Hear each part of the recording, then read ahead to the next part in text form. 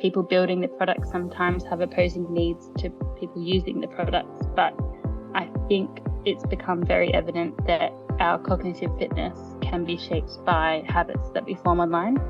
So more often than not, the products baked in persuasion models are making us less intentional and deliberate.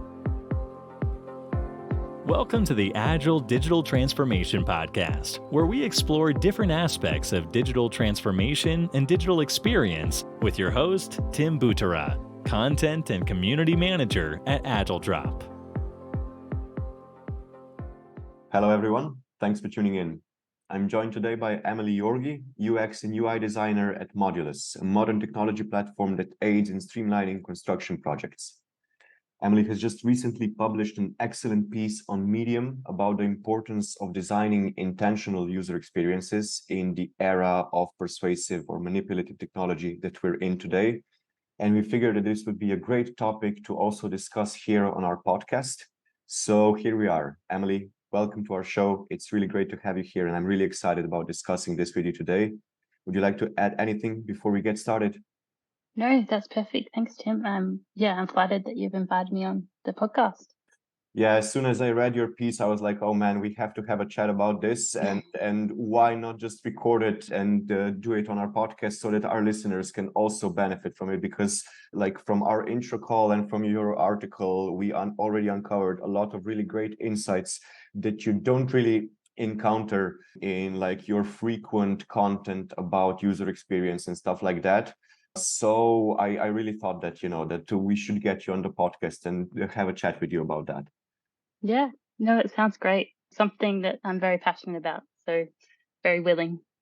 So Emily, the first, like I mentioned in the intro, that this current era that we're in right now is driven by kind of manipulative or persuasive tech. So first thing that I want to ask you is what makes a user experience or a piece of technology manipulative as opposed to just persuasive, just here in quotation marks? Well, I think there's a spectrum of persuasive techniques that are leveraged by designers to retain users. The persuasive models have a common theme of habit-forming tools. So there's always some degree of a cue, an action, and a reward. This model can be used with the intention to make users informed and motivated, but it also can be directed towards more company objectives. So that's boosting engagement and designing for immediate gratification. So I guess on one side, you've got a product that could potentially be waiting to be used. It's in most cases a B2B product, so it's paid by the user. And us as designers would pepper some techniques to promote engagement, but it's not necessarily about exposing the human vulnerabilities. It's all about architecting the choices and making sure that we're promoting decision hygiene and making sure the user experience is a bit more purposeful. And then I believe there's the other side of the spectrum, the more manipulative user experience. And that's in most cases B2C. So you're potentially not paying for the product. And as a user, you're in a vulnerable position. So I guess the product is aiming to not only use those habit-forming models to target you and your kind of objectives, but also use your psychology against you. So your activity, like shares and likes, are considered a currency, and they aim to kind of manipulate your data footprint in the process. So I think there's healthy persuasion and also manipulation. So persuasion would be a user's data to benefit them, and then manipulative would be using that same user's data to only benefit the business. Yeah, completely. I think in this competitive landscape, we're always seeking ways to kind of like gain that long-term engagement. But at the end of the day, I don't think persuasive techniques can be as malicious as it seems. We need to keep users engaged, and that can be in a way to make them critically think about what they're kind of interacting with and making them a bit more literate in the tools that they're using. So we should move away from the phrase "don't make your users think" by Steve Krug, I think it was who said that, and so we should instead design experiences that can help improve these cognitive capabilities and cognitive abilities of users rather than have them stagnate or maybe even deteriorate. Yeah, I think Steve Krug, his original book was in 2000, and I think it's a classic. It's something that it's a resource that helps with navigation tactics and navigating stakeholders. But equally, I think because tech is becoming way more pervasive, it didn't really account for the fact that our own willpower as humans can't compete with the psychological hacks designers and tech giants employ in order to retain users through the user experience they craft. So it's just not that it's outdated, but it's just not acknowledging the fact that we're now in an information and attention economy and we've got a lot of competition with our attention. Yeah. When was it that he said or wrote that? Do you remember? The book was titled Don't Make Me Think. And yeah, it was originally published in 2000. But I think he's made a few more iterations to make it a bit more relevant to technology advancements.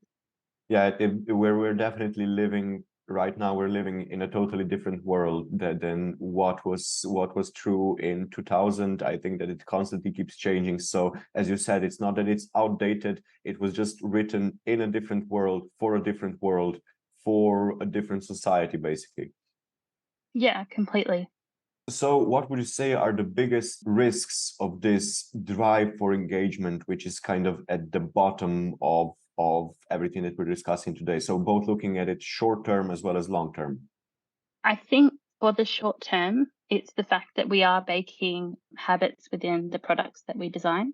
So we are leveraging those associative learning processes like classical and operant conditioning. So that means that we are taking those rewards, and when a user completes a task, we're kind of exploiting their dopamine levels and basically trying to encourage that cycle of completing that task again. So I think short term, we may start to become a bit more shallow in thinking if we don't create those intentional spaces for critical thinking. So essentially, our cognitive fitness could start to deteriorate.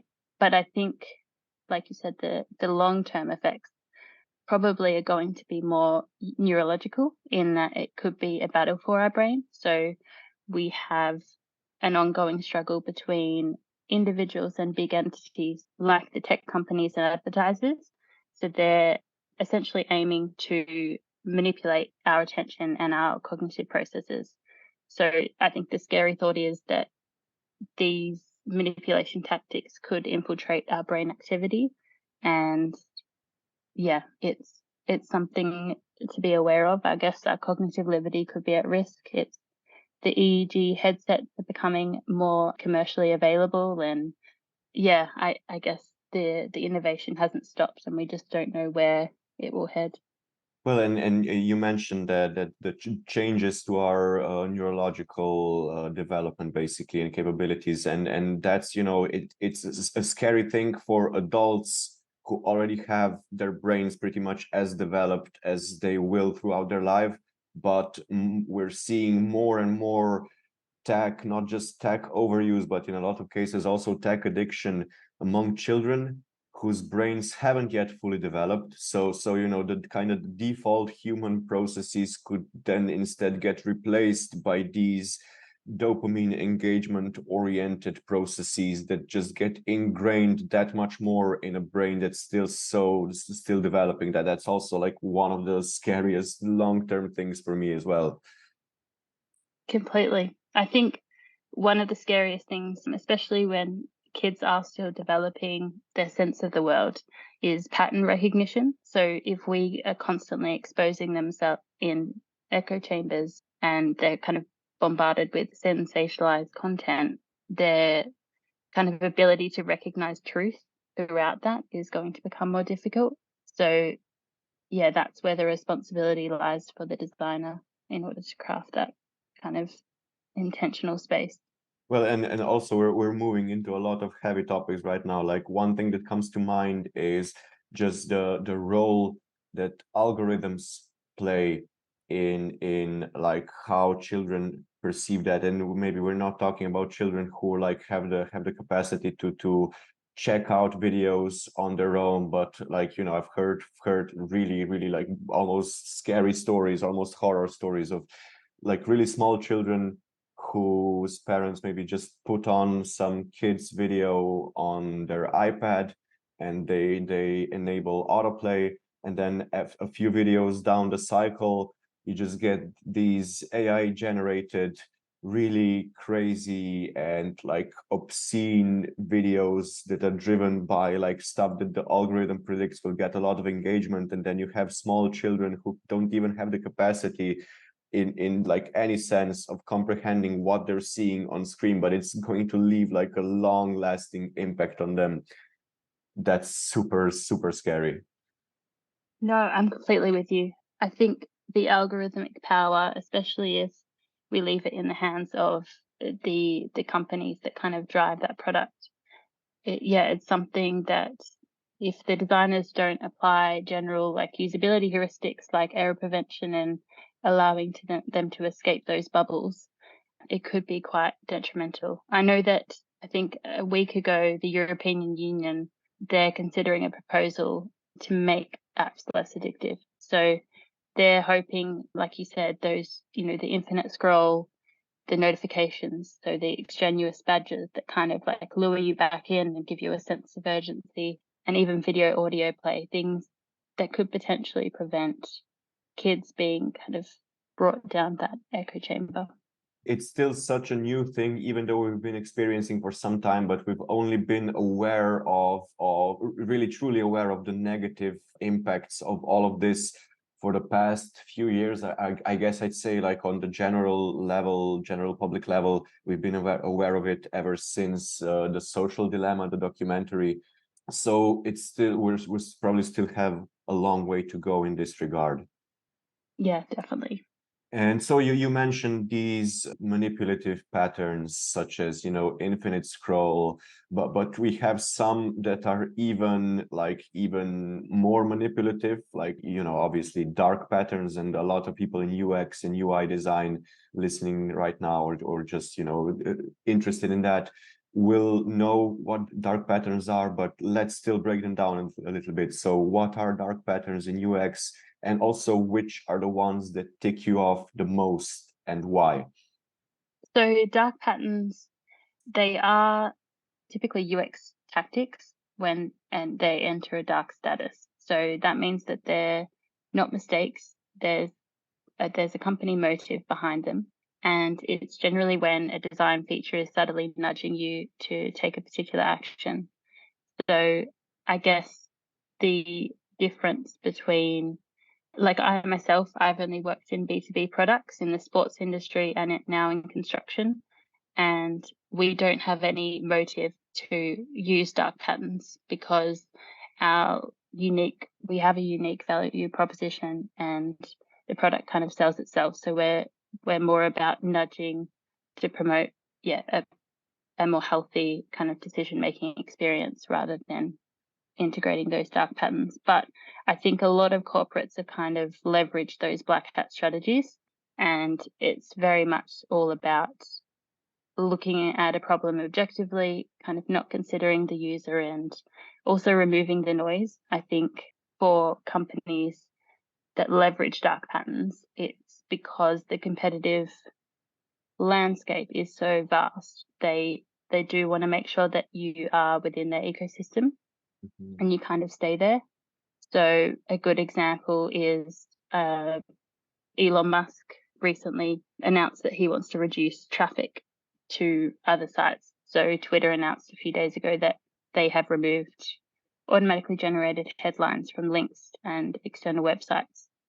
So that's obviously kind of there's a clear business oriented decision there. And not only is it aiming to kind of make sure that users are contained within the ecosystem, it's also creating another hurdle for web accessibility. So it's potentially isolating users with disabilities. And it's a scary thought that those sort of dark patterns are being leveraged from a business point of view. And it's interesting that this example that you gave made me think about like the distinction between overt and covert dark patterns, right? Because this would be an example of like the company CEO basically stating like, look, this is what we're going to do. Whereas with LinkedIn, you basically have the same feature, I mean, it's not the same feature, but it's like posts that link to external sites will be much less favored by the LinkedIn algorithm than those that don't. So it's a very similar outcome, but one is like you have to discover it through posting and through seeing that, okay, yeah, some posts have very little engagement, even if it's something really interesting, and the ones with links tend to have very, very poor engagement, whereas the ones without external links tend to have much better engagement. So it's another interesting distinction that I thought of while you were giving this example. Yeah, completely. I'm definitely with you. I'm still learning about the tactics of LinkedIn and the fact that they are providing an environment to create and publish articles. So it is like strategically, it's as a company or as an individual, you're better off publishing directly on LinkedIn because the algorithm is in your favor. But yeah, it's really interesting. And same goes for the covert dark patterns that you mentioned as well. So the fact that you could potentially be masking an action with colors or anything that's kind of making sure that they're either not kind of taking an action or it's just a kind of linear process that they're orchestrating.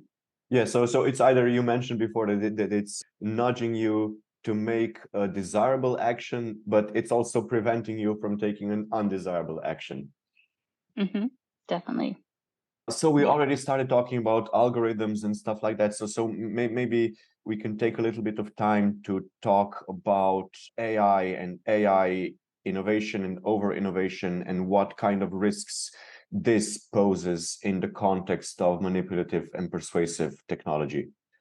I think AI it's a huge topic, especially with the emergence of ChatGPT. It's something I've even leaned onto a few times. But as it's getting more complex, I think the bots are going to become a bit more primary in our lives since ChatGPT is so disposable and available. I'm already seeing people lean on it for publications and things. So I think the scary thought is there is a lack of safety researchers and it's been deployed quite early. So there really are some unknown capabilities and it has a scary potential. But that's where we're at now. I think from manipulative UX perspective, my hypothesis is that it's gonna be deployed and begin to become a bit more influential in everyday decision making. Mhm. I love this quote from Daniel Kahneman, but it's the confidence that individuals have in their beliefs depends mostly on the quality of the story they can tell about what they see, even if they say little. So that's essentially saying that if ChatGPT becomes more coherent, more eloquent, and more conversational, it could become more believable. And that means that users won't necessarily start kind of critically examining or triangulating their results with other sources. So they're kind of saying that ChatGPT is their main source of knowledge, which is kind of a scary thought. And that generally attacks our metacognitive skills. So that's cutting into our working and long-term memory. The fact that AI can be seen as an external hard drive for our memories. So I think people see Google, I think it's called the Google effect, but I can see AI kind of fitting into that sort of mental model where people see these tools as their own cognitive tool set, and they start to undermine the fact that they actually need to learn and encode things in their own memories because they've just got these tools that are so disposable. So I think for me, that's the most scary thing about this new kind of development. So this would essentially take us back to don't make your users think. Yes, exactly. Yeah, I think it's definitely leveraging the fact that the queries can be so simple and yeah, you're exposed to so much information that the way it presents itself does in a way become believable and there's limitless friction. Well, like there's no friction at all. I think that's a scary thought. And for me, just personally, like I'm someone who really values human connection and communication, and like sometimes I get really bothered when I ask somebody a question and they're like, "Oh yeah, just Google it," yeah, why don't you just Google it? You have that at your disposal. And it's like, yeah, but I value like your take on it. I value your input. I value like the way that you explain it because I'm interested in what you have to say about it. And also it's just like, it's kind of eroding some of the basic and most fundamental aspects of humanity for the sake of convenience, whether that's convenience for the user, convenience for the business. But I just like, I personally, I don't think that things should be too convenient, right? It is the same thing as like, yeah, don't make your users think too much, but, don't make them stop thinking altogether. Yeah. No, I'm completely with you. It's heading into a territory where we might get groupthink or gain groupthink, where we kind of submissive to an opinion and don't necessarily vocalize our own unique perspective. So the creativity is definitely at risk, but equally AI is a funny one in that I'm convinced it's not going to necessarily take our jobs or something like that. It's just a matter of it's making us more employable if we know how to use it. It's not raising the roof, but it's raised the ceiling in that respect. Well, Emily, with everything that we discussed so far in mind, how would you define intentional UX and what are like the most important things here? So that was kind of the crux of my article. And for me, intentional UX is making sure that the designers kind of take their responsibility and account for architecting the critical path so that users are mindful. So I think prefacing that I know how much user experience can impact revenue growth. So, people building the product sometimes have opposing needs to people using the products, but I think it's become very evident that our cognitive fitness can be shaped by habits that we form online. So more often than not, the products baked in persuasion models are making us less intentional and deliberate. So it's just leveraging those tools that kind of make sure that we are kind of strengthening the right kind of critical thinking aspects, having our brain at the kind of, and accounting for vulnerability as well, making sure that we're not exploiting the fact that our brains are wired and that products do strengthen new neural pathways as well. So it has a lot to do with like ethical design and stuff like that also. Yeah, completely. So when I was studying psychology, I had a big passion around poor problem solving and decision fatigue. And I think because tech is becoming more pervasive, it's definitely something to consider. It's not necessarily a self-efficacy problem. So it's not the confidence or the motivation from the user. It's more like how we craft the design. Well, Emily, I'm really glad that we got to discuss all this with you today. We'll definitely also link your Medium article in the show notes for anybody who wants to check it out, who wants to learn more about everything. But if anybody wants to connect with you or learn more about you somewhere else, what's the best way to reach out and to connect with you? I think LinkedIn would be great. Emily Yorgey. I don't have any other resource in mind. I really appreciate it. Thank you. Yeah, it was great having you on, Emily, as I said, and we really appreciate you joining us. Thanks. And to our listeners, that's all for this episode. Have a great day, everybody, and stay safe.